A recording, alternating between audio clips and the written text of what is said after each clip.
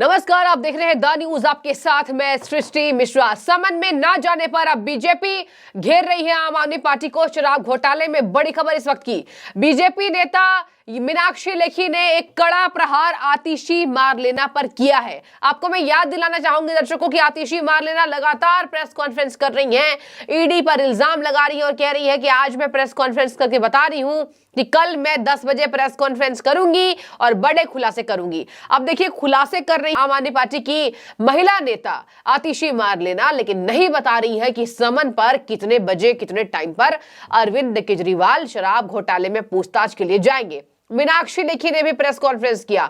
BJP नेता हैं और देखिए को वेंटिलेटर पर डाल दिया है और लगातार दिल्ली को अव्यवस्थित करने के लिए जो लोग जिम्मेवार हैं, भ्रष्टाचार और ड्रामा जो है वो घंघोर है और इनकी जो मैनेजमेंट की व्यवस्थाएं हैं वो कमजोर है, जिसका एक दृश्य कल भी देखने को मिला कोर्ट कचहरी के अंदर कि कोर्ट ने कहा कि 6 सीटी स्कैन की मशीन्स हैं दिल्ली में 3 करोड़ की आबादी पर, और जब एफिडेविट को चेक किया गया तो वो एफिडेविट भी झूठा पाया गया।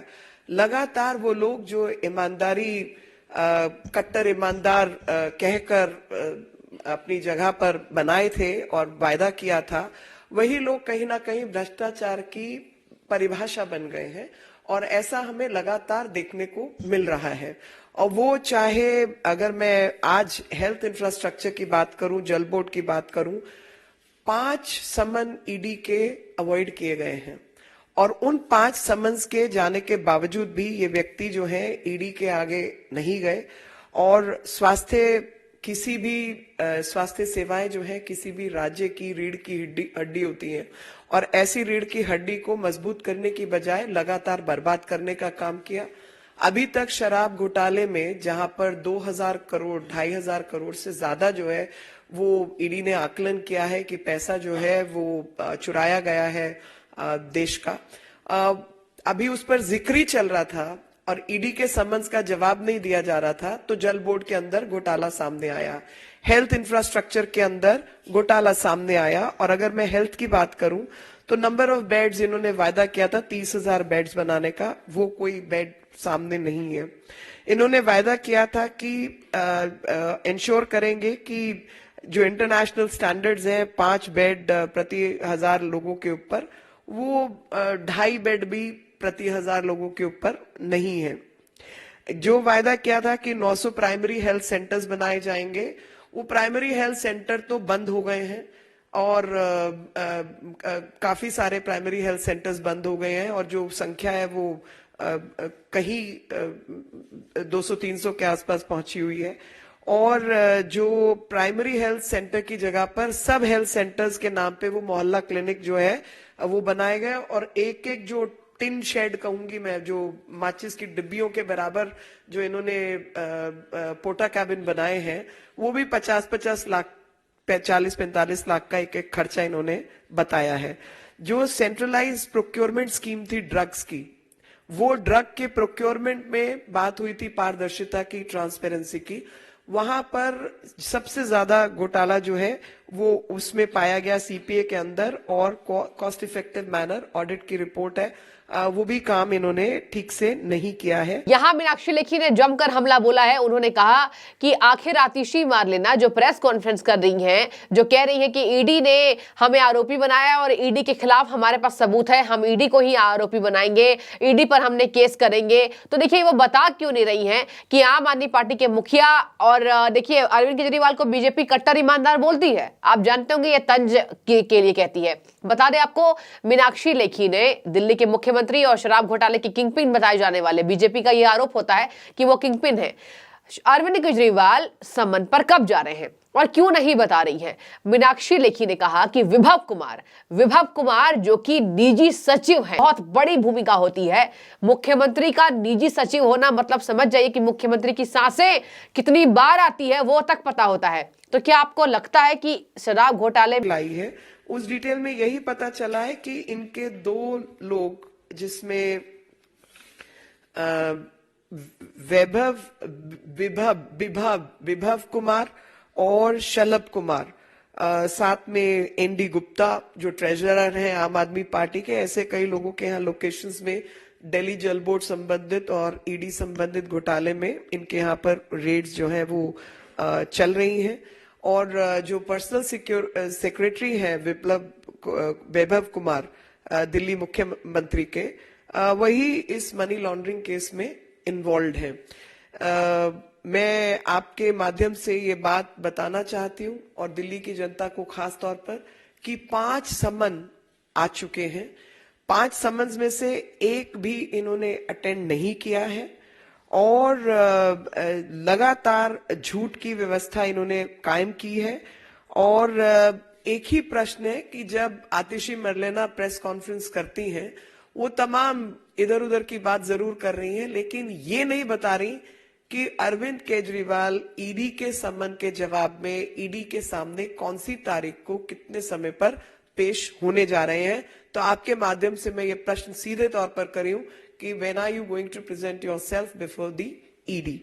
और सीटी स्कैन के बारे में मैंने बताया कि 3 सीटी स्कैन हैं दिल्ली के 3 करोड़ लोगों के ऊपर। स्कूलों के अंदर टीचर्स नहीं है, अस्पतालों में डॉक्टर्स नहीं है, बेड्स यहां पर नहीं है। तो पूरी दिल्ली को वेंटिलेटर पर, व्यवस्था को वेंटिलेटर पर डालने का काम जो है वो केजरीवाल ने किया है। और जो लोग वायदा करके आए थे कि हम सबसे ज्यादा ईमानदार, कट्टर ईमानदारी का वायदा करने वाले लोगों ने आज कट्टर बेईमान लोग कौन होते हैं उसको परिभाषित कर दिया है। अनंत सूत्र, एक तरफ सिविलाइजेशन का, सभ्यता का हम वो बातें करते हैं, लेकिन आम आदमी पार्टी ने ड्रामा, भ्रष्टाचार, झूठ का जो अनंत सूत्र तैयार किया है वो लगातार दिल्ली की जनता और देश की जनता जो है उससे परिचित हो रही है। Friends, I'm here to bring to notice couple of things, that health infrastructure of any state is actually the backbone of a state because people's health is imperative. Considering all the efforts central government is making, Delhi government is falling short of its efforts, and they have put the entire governance model on the ventilator. Delhi's governance model is basically has been put on the ventilator. ED has summoned 5th time the Chief Minister of Delhi, and after his avoiding summons for the 5th time, my straight question is, when a minister like Atishi Marlena comes and holds a press conference and does every other thing, asks questions of all kinds, but refuses to answer as to on which date, at what time, Chief Minister of Delhi, Arvind Kejriwal, is going to present himself before the ED because he is avoiding the summons. There were close to 1,000 primary health centers in Delhi which have been undermined and have been shut down, have been closed, and only a minuscule number. अहम सुराग उनके पास नहीं होंगे और यही वजह है कि ईडी ने उनके घर पर भी छापेमारी की है। बता दें आपको, जो मुख्य सचिव हैं विभव कुमार, उनका नाम लेते हुए मीनाक्षी लेखी ने कह दिया, जब उनके ऊपर कार्रवाई चल रही है, जब आम आदमी पार्टी के सांसद एनडी गुप्ता पर कार्रवाई चल रही है, तो आखिर ये क्यों नहीं बता रहे हैं कि 5वें समन पर भी क्यों नहीं जा रहे हैं। बता दें आपको, आम आदमी पार्टी चौतरफा घिर चुकी है। शराब घोटाला आ गया, ईडी का समन पर समन आ गया, इधर क्राइम ब्रांच की टीम गले पड़ी है। क्राइम ब्रांच की टीम कह रही है कि आपने जो 25-25 देखे, हड़बड़ी में बीजेपी कह रही है कि ये कुछ भी कह रहे हैं। हड़बड़ी में इन लोगों ने कहा कि 25-25 करोड़ रुपए विधायकों को दिए जा रहे हैं, खरीदे जा रहे हैं, और ये बीजेपी डर कर रही है। तो अगर बीजेपी डर गई है तो आप सबूत दे दीजिए। जैसे यहां पर ईडी सबूत दे रही है कि शराब घोटाला दिल्ली के अंदर हुआ था, राजस्व को चूना लगाया गया, केंद्र सरकार को चूना लगाया गया, तो आखिर आप उस सबूतों से जो छेड़छाड़ हुई है उसको क्यों कोर्ट में नहीं रख रहे हैं। आपको बता दें, सिसोदिया जी को जमानत ही नहीं मिल रही है बता करके कि वो समन के साथ छेड़छाड़ कर सकते हैं। अब मीनाक्षी लेखी ने हमला बोला है कि जब जल बोर्ड निगम में इनका घोटाला है, इनके सचिव का घोटाला है, इनके सांसद का घोटाला है, तो आतिशी मारलेना जो इतनी बड़ी प्रेस कॉन्फ्रेंस कर रही हैं और कह रही है कि मेरे पास सबूत है, ईडी ने ऑडियो डिलीट कर दी, ईडी ने जितने बयान दिलवाए हैं आम आदमी पार्टी के शराब कारोबारियों से, उनसे जो जितने बयान उन्होंने लिए वो सब कोर्ट में क्यों नहीं दिखा रहे हैं, ऑडियो क्यों नहीं आ रही है, कोर्ट में जो बयान दिलवाए गए वो दबाव बनाकर दिलवाए गए हैं और ईडी ने जानबूझकर दबाव बनाया है। इनके पास एक पैसा जब्त इन लोगों ने नहीं किया है, केवल 2 साल से रोना रो रहे हैं कि शराब घोटाला हुआ है। दर्शकों आपको बता दूं, अगर शराब घोटाला नहीं हुआ होता तो दिल्ली के मुखिया, आम आदमी पार्टी के मुख्यमंत्री और दिल्ली के मुख्यमंत्री यहां पर जाते समन में पेश होते। समन से उन्हें कोई मतलब नहीं है, कभी विपश्यना, कभी गोवा, न जाने कितने बहाने इन्होंने बना लिए समन से बचने के लिए। और यही वजह है कि बीजेपी ने अब घेरना शुरू कर दिया है और दिल्ली में दिल्ली वर्सेस बीजेपी की लड़ाई ये दिख रही है कि बीजेपी ये कह रही है कि अगर शराब घोटाला नहीं हुआ है तो आप समन में क्यों नहीं जाते। अब मैं आपको कल का वाकया बता रही हूं। देखिए, कपिल सिब्बल अभी जितने वकील बने हुए हैं, जितने भ्रष्टाचारियों के जो बीजेपी कह रही है भ्रष्टाचारी हैं, हेमंत सोरेन के वकील वही हैं, के कविता के वकील वही हैं। अब देखिए, के कविता केसीआर की बेटी, आपको अच्छे से पता होगा के कविता के बारे में, जिनके ऊपर ये केस ट्रांसफर हुआ था कि शराब घोटाले में उनके अहम यहां पर उनके योगदान है। कविता की मैं बात कर रही हूं। अब देखिए, दिल्ली शराब घोटाले में सुनवाई के दौरान एमएलसी कविता के वकील बोल रहे हैं ईडी का नोटिस गैर कानूनी है। यही वो गैर कानूनी बात अरविंद केजरीवाल लगातार कर रहे हैं कि भैया ईडी का जो समन है वो गैर कानूनी है, कोई समन ठीक नहीं है, इसलिए मैं नहीं जा रहा हूं। अब कपिल सिब्बल ने कल देखिए सुप्रीम कोर्ट में क्या कहा है। उन्होंने कहा के कविता का समन गैर कानूनी है। आपको बता दें, के कविता को भी समन दिया गया था, के कविता पेश नहीं हुई थी, जिसके बाद लगातार आम आदमी पार्टी घिर रही है कि कुछ न कुछ तो बात है। यही वजह है कि ये सब भागते नजर आ रहे हैं। बीजेपी ने कहा अरविंद केजरीवाल भगौड़े हैं।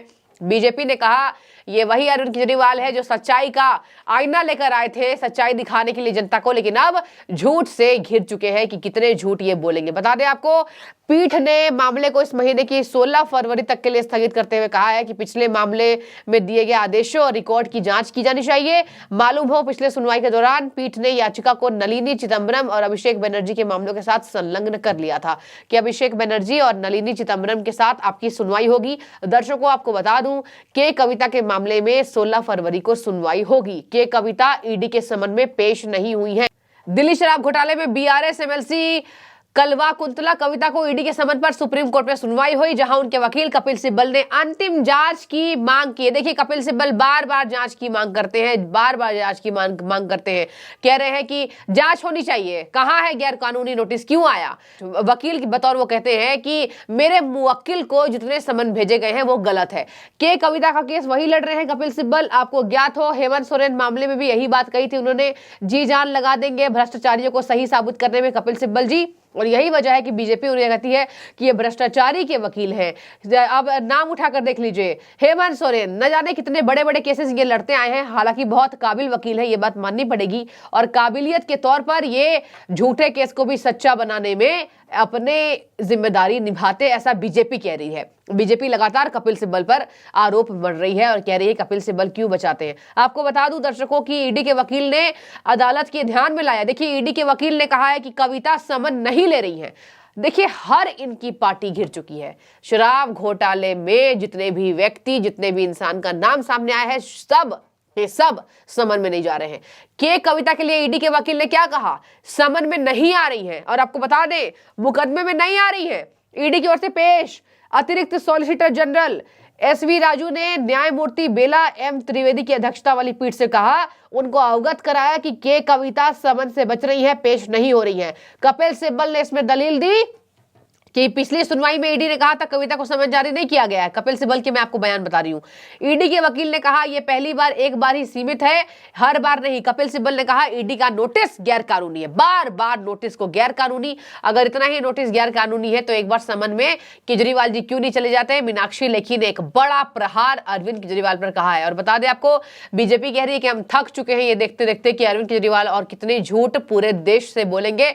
दिल्ली को तो बेवकूफ बनाया ही, अब पूरे देश को बेवकूफ बना रहे हैं। बता दें आपको, जस्टिस बेला एम त्रिवेदी और जस्टिस पंकज मित्तल की बेंच ने साफ किया कि सभी मामलों पर 16 फरवरी को सुनवाई होनी है। हर बार मामला फंसता जा रहा है। आतिशी मार्लेना प्रेस कॉन्फ्रेंस पर प्रेस कॉन्फ्रेंस कर रही है और बताने की कोशिश कर रही है कि ईडी फर्जीवादी कर रही है, फर्जी केसेस मढ़ रही है, कोई सबूत नहीं है, कोई ऑडियो टेप नहीं है, एक पैसा जब्त नहीं किया गया। आप अपनी राय रखिए। मीनाक्षी लेखी की बातों को आप किस तरीके से देख रहे हैं? बहुत शुक्रिया आपका। Processes where the audit report has found the central procurement processes is violative of law, and the drugs which are procured are substandard and are also not in terms of the regulations which need to be obeyed and adhered to. We've also seen the number of beds which Delhi required are less in numbers, and they had promised that they will bring beds up to the international standards. The 3 CT scans for 3 crore people is what Delhi hospitals have in place.